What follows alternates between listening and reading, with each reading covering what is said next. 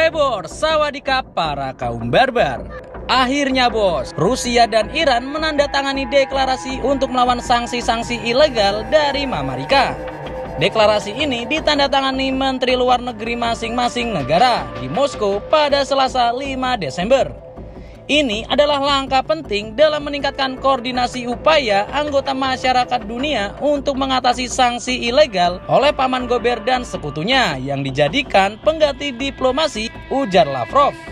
Seperti yang kita tahu, senjata andalan Paman Gober adalah pemberian sanksi kepada negara-negara yang menyeleweng dari tujuan Paman Sam. Tujuan itu untuk melumpuhkan perekonomian negara yang dikenakan sanksi. Baperan juga nih Amerika. Sebelumnya, Rusia dan Iran pun sering melakukan kerjasama. Ya, kita tahu persenjataan Rusia beberapa ada yang dikirim dari Iran untuk mengencrotkannya ke Ukraina.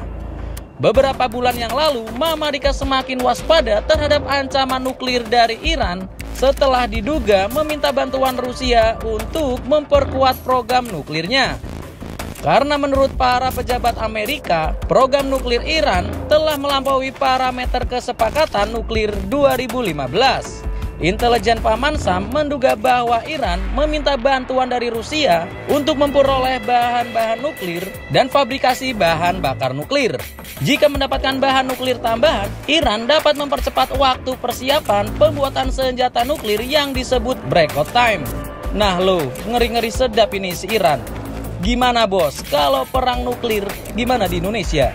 Dalam rangkaian agenda, Wakil Menteri Luar Negeri Rusia Mikhail juga mengadakan pertemuan dengan Ali, selaku penasehat senior Menlu Iran untuk urusan politik khusus. Salah satu isu yang mereka bahas adalah perkembangan situasi di jalur Gaza. Di sisi lain, Vladimir Al-Putin tiba di UEA pada Rabu kemarin.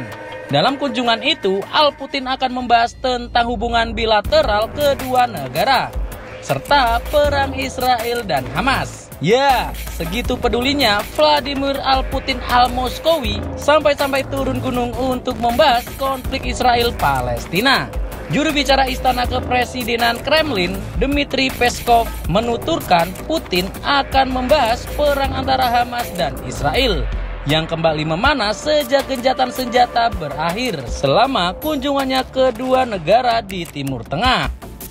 Setelah kencrotan Israel ke Palestina beberapa bulan lalu, Rusia terus berulang kali membela rakyat Palestina. Putin bahkan mendesak kemerdekaan Palestina sebagai satu-satunya solusi terbaik mengakhiri konflik Israel dan Hamas yang berulang-ulang. Dia juga mengatakan elit penguasa AS dan boneka mereka bertanggung jawab atas kencrotan warga Palestina di Gaza, konflik di Ukraina, Afghanistan, Irak, hingga Suriah. Nah, jadi seperti itu bos, sempak terbang Putin dan kawan-kawan. Silahkan kencrotkan komentar kalian di bawah.